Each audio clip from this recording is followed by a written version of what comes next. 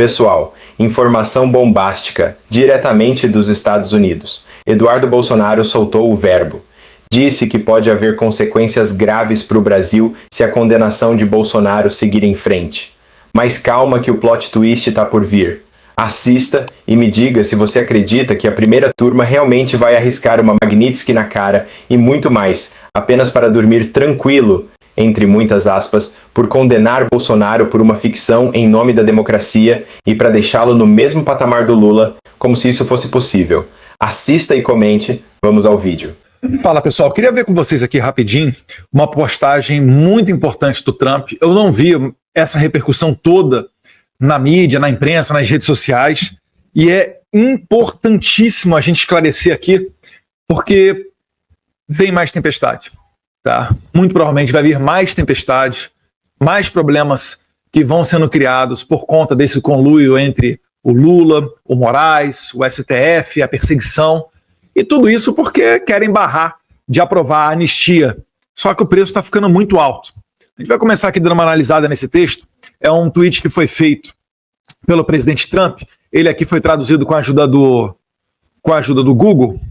Deixa eu ver se eu boto ele aqui. Tá bom assim. Como presidente dos Estados Unidos, isso está na Truth Social, tá? Do Trump. Como presidente dos Estados Unidos, enfrentarei os países que atacam nossas incríveis empresas de tecnologia americanas. Primeira pergunta que eu faço para você que está me assistindo aqui. Você acha que o Brasil está tendo um comportamento de afrontar as empresas de tecnologia? Você lembra do Twitter Files Brasil? Você lembra mesmo da Vaza Toga 1 e 2? As ordens secretas do Moraes para bloquear pessoas no Twitter e em outras plataformas durante a eleição de 2022? O relatório do congressista Jim Jordan, presidente da CCJ dos Estados Unidos, de quase 500 páginas, mostrando essas ordens secretas e os e-mails trocados entre o Twitter e o TSE e o STF à época da eleição de 2022. Vamos continuar aqui. Impostos digitais, legislação de serviços digitais e regulamentação de mercados digitais são todos projetados para prejudicar ou discriminar a tecnologia americana. Aí aqui, meus caros, eu perguntei lá no ChatGPT o que tem com relação a esse tema entre o executivo e o legislativo brasileiro. Aí tem lá, em 12 de agosto de 2025, Lula anunciou que o governo elaborou um projeto de lei para regulamentar as redes sociais e as big techs. Tá? No ponto seguinte, você tem lá, no segmento foi confirmado que veio do Congresso correria após ouvir diversas empresas do setor. Ponto número 2, projetos de lei em preparação, agosto de 2025. Outro projeto de lei para regulação de internet. Isso daqui, vale lembrar, no momento em que vem depois da excelentíssima, ultra inteligente Janja pedir suporte da China para censurar os conservadores no TikTok. Vocês sabem disso, né? Que não é só também no governo Lula. Existe ministro do STF que fala que é notório que todos admiram o governo chinês. É inacreditável. Mas isso tudo está tendo consequência. Vamos retornar aqui para a carta do Trump? Então, ponto número 1. Falamos aqui dos ataques. Né? Todo mundo sabe que isso daí ocorre. Né? As empresas de tecnologia no Brasil são estupradas, em bom português. Já teve X sendo expulso, já teve Telegram sendo expulso, congelamento até da Starlink durante a discussão com X. Você já teve o WhatsApp que já foi desligado durante algumas horas ou dias. Enfim, é um samba do crioulo doido onde ninguém respeita o marco civil da internet. E, inclusive, o marco civil da internet foi alterado. A gente vai chegar lá aqui, porque também é uma espécie de regulamentação, não vindo pelas mãos do Congresso, mas pelas mãos do STF. Eles também escandalosamente dão passe livre às maiores empresas de tecnologia da China. Acabei de falar aqui de TikTok, de cooperação do Lula, né, e da Janja para censurar o Brasil, para importar a censura da China. Isso precisa acabar e acabar agora em caixa alta. Tá? O marco civil da internet, para quem não conseguiu entender ainda, basicamente o STF ele esquentou as ilegalidades que o Alexandre de Moraes fez lá em 2022.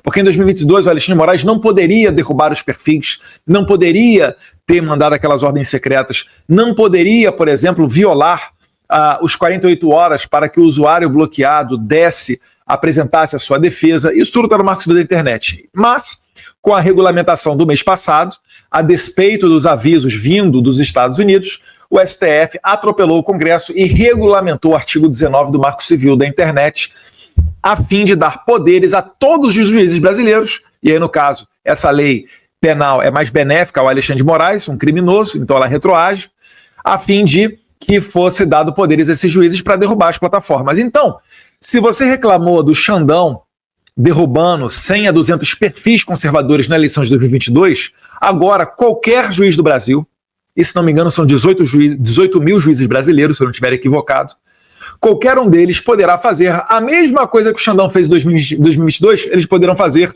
no ano que vem.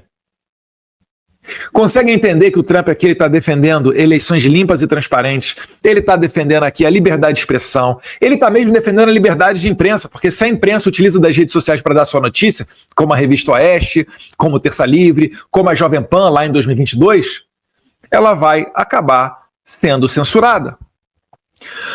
Voltando aqui para o Trump, com esta verdade, notifico todos os países com impostos, legislação, regras ou regulamentações digitais de que, a menos que essas ações discriminatórias sejam removidas, eu, como presidente dos Estados Unidos, imporei tarifas adicionais substanciais às exportações daqueles países para os Estados Unidos e instituirei restrições à exportação de nossa tecnologia e chips altamente protegidos. Meus caros, eu vou ter que repetir isso daqui. Isso aqui vocês têm que entender. Com esta verdade, porque é verdade, né? Há um privilégio à China em detrimento das empresas americanas. Ninguém convidou o Mark Zuckerberg, ninguém convidou, ou melhor, convidaram ele durante o governo Biden, né? O pessoal ali do Facebook, do Google, etc. Agora, né? Convidaram o pessoal da China, porque não dá mais para convidar o Mark Zuckerberg, o pessoal da Google, etc., porque eles estão ali junto com o presidente Trump. Notifico todos os países com impostos. Alô para você aí, Taxad, imposto digital sobre as plataformas. Mesmo Netflix, né? Legislações. Hugo Mota e Davi Alcolumbre. Hugo Mota que botou a toque de caixa lá o requerimento de urgência para um projeto de lei nesse sentido aqui de regulamentação de internet. Provavelmente sendo pressionado pelo STF, porque o STF atropelou o Congresso, regulamentou o artigo 19, aí agora está botando a faca no pescoço do Hugo Mota para dar andamento nesse projeto aqui, para dizer ao STF, olha, a gente não regulamentou nada, inclusive o Congresso fez a vontade do povo. Foi aprovado através de votação simbólica e retirado em cima da hora, tá, para aprovação desse projeto. Isso ocorreu semana passada na Câmara dos Deputados. Mas é ao menos o requerimento de urgência. Legislação, regras ou regulamentações, que foi o que a gente acabou de ler aqui, como fonte do ChatGPT, do que o Lula está fazendo.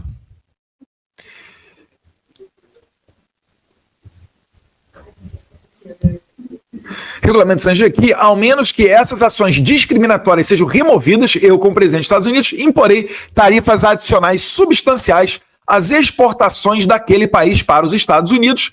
Aí é o que eu digo. Não vai adiantar contratar o escritório do Ballard. Não vai adiantar contratar qualquer advogado que seja nos Estados Unidos. O Navarro, que faz parte do governo Trump, deu risada sobre essa iniciativa da CNI de contratar advogados de peso, vai gastar milhões, não vai adiantar em nada, para tentar retirar a tarifa. O Lula, no mesmo sentido, contratando gente nos Estados Unidos, utilizando dinheiro do bolso do brasileiro, para tentar ver questões que não é só sobre tarifa, né? É principalmente sobre a sanção do Alexandre de Moraes. É inacreditável. Colocou a AGU, tentou botar o Itamaraty na minha bota aqui, enfim, tá um barata voa nesse negócio todo. E eu sei que tem muita grana indo pro bolso de alguém e não é pro seu bolso aí que tá me assistindo, cidadão brasileiro.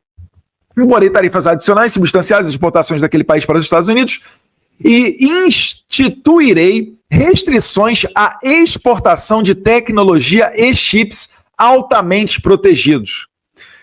Meus caros, isso daqui vem num momento em que os Estados Unidos está simplesmente comprando 10% da Intel. Intel é uma empresa de tecnologia norte-americana, andou muito mal das pernas, mas o governo Trump entendeu que é estratégica, colocou ali, se for somado ali com as isenções e etc., um pouco mais de 11 bilhões de dólares na Intel. E a Intel produz o quê? Produz chips, semicondutores. Vocês lembram durante a pandemia o problema que não foi? Porque os semicondutores, principalmente, vêm de Taiwan, vem alguma coisa da Singapura também, mas principalmente Taiwan. E durante a pandemia, com os problemas de logística, os chips tinham dificuldades até para alimentar. Estava ocorrendo uma falta de abastecimento de chips para a empresa automobilística norte-americana, porque, acredite, no seu carro também vai chip. E, inclusive, isso foi matéria do Mike Pence semana passada, falando que o governo Biden garantiu acesso prioritário a esses chips, né, para as urnas eletrônicas brasileiras. Olha só, né? Que conduta de bom coração do pessoal lá do Biden. Garantiu chips preferenciais para o envio ao Brasil para abastecer as urnas eletrônicas brasileiras. Olha, caramba! Os caras são realmente preocupados com a nossa democracia. Pois bem, e aí eu fiz uma rápida pesquisa aqui no ChatGPT e comecei a perguntar aqui aonde é que vai chip. Em quais produtos a gente utiliza chip? Eu perguntei lá para o ChatGPT, né? Quais produtos hoje tem dentre seus componentes semicondutores? Digo, carros, eletrodomésticos, materiais industriais, maquinários agrícolas, quais? Aí manda aqui, excelente pergunta. Semicondutores hoje são praticamente a espinha dorsal da economia moderna e estão presentes em muito mais do que a maioria das pessoas imagina. Vou detalhar por setor. Automotivo. Carro de passeio, caminhão. Você tem carro, você tem caminhão, tá? Leva chip. Se não tiver chip, você não tem como produzi-los. O airbag do seu carro também vai chip. Freio ABS, controle de estabilidade, sensor de proximidade, câmeras, sistema de entretenimento, carros elétricos e híbridos. Opa, você tem um BYD aí no Brasil? O teu carro também leva chip. Baterias, etc. Mas não para por aí não. Carregadores. Você tem bateria em casa aí de celular, você tem carregador de celular, carregador, isso tudo leva chip, tá? Você imagina a confusão que não vai ter se o Trump embargar que esses produtos venham ao Brasil. Tudo isso, vale lembrar, porque estão ensaboando aí com relação à anistia. Se aprovar a anistia, esse cenário aqui muda da água para o vinho. Eu posso garantir para vocês. Eletrodomésticos, eletrônicos, leva chip? O que leva? Teu celular? Leva chip. Você tem computador? Tem chip. Tablet, geladeira, máquina de lavar, micro-ondas, forno, aparelho de ar-condicionado. Você já imaginou? Você aí, amigão do Rio de Janeiro, vai chegar o verão, não tem chip, não tem aparelho de ar-condicionado? Aspiradores inteligentes, robôs domésticos, na indústria, máquinas CNC, nem sei, robôs industriais, linhas de produção automatizada, fontes de energia, geradores, sistemas de energia renovável, mas o que ali? Agricultura, tratores, colheitadeiras modernos, drones agrícolas, aeroespacial e defesa, alô, Forças Armadas, aviões comerciais, satélites, você usa GPS, Waze, Google Maps, defesa, radares, sistemas de guiagem, ou seja, meus caros, praticamente hoje, na nossa vida, tudo leva chip. Os Estados Unidos está basicamente aqui falando que pode ocorrer um embargo caso o Brasil vá por esse caminho de regulamentação de Big Tech, imposto digital, ataque às companhias de rede social. Vocês estão entendendo o tamanho do problema que a gente está se metendo? E não vai adiantar culpar Paulo Figueiredo e Eduardo Bolsonaro. Vai ter que ser muito criativo para conseguir falar que isso aqui é culpa de Paulo Figueiredo e Eduardo Bolsonaro. Olha a responsabilidade que vocês, Hugo Mota e Davi Alcolumbre, têm nas mãos. Isso aqui não depende tanto de Lula, não. Que ele vai mandar o projeto aqui para o Congresso. O STF já atropelou, já chutou o balde. Era para salvar o Xandão, né? Estava muito patente a ilegalidade, o crime que ele cometeu, o abuso de 2022, bloqueando perfis nas redes sociais, indo contra o Marco Civil da Internet. Aí vocês mudaram o Marco Civil da Internet aí, legislaram, atropelaram o Congresso. E vocês estão achando que vai ficar tudo isso assim. Quem me segue em rede social sabe que eu falo há muito tempo sobre a conduta e a visão que o Trump teria nessa guerra toda. É a guerra que eu digo quando eu falo expulsar o X, travar Telegram, travar o WhatsApp, congelar contas da Starlink. Então, nós temos que ter responsabilidade. Quando a gente fala que o Brasil está próximo da Venezuela, que está cooperando com Hamas, com o Irã, etc., Isso não é algo da boca para fora, isso tem consequência, meu Deus do céu. Tá difícil de entender. O próprio presidente está falando. A partir do momento que a democracia não garante mais um limite ao poder estatal e ela não garante mais as liberdades, já não pode se falar mais em democracia, você está numa ditadura. Só que isso vai piorar, meu Deus do céu. Eduardo, mas nosso principal parceiro comercial é a China. O segundo maior parceiro comercial é os Estados Unidos. E os americanos têm mais de 250 bilhões de investimentos no Brasil. É o número 1. Se você somar o número 2, 3, 4 e 5, que é China, França, não sei se Holanda está ali no meio, etc. Se você somar todos esses outros investidores, não dá os Estados Unidos. Você imagina só, o Brasil tomando tarifaço, tomando sanção Magnitsky nas suas mais altas autoridades. Aí vai aumentar a tarifa, tenho dito, continuando nessa pegada, vamos ter saudades das tarifas de 50%, da tarifa morais de 50%. E agora colocando embargos em semicondutores, não haverá forças armadas, você não vai poder comprar sequer um ar-condicionado, a produção de carros vai ter que ser algo totalmente inferior, talvez analógico. Estou pensando no mais radical dos cenários. E a gente vai entrar num processo igual de Cuba. Porque a continuar dessa maneira, a gente vai se fechar para o mundo. E aí daqui a 10 anos, em 2035, só haverá carros modelo 2025, que é o que ocorre em Cuba hoje. O carro mais moderno de Cuba é dos anos 50, talvez dos anos 60.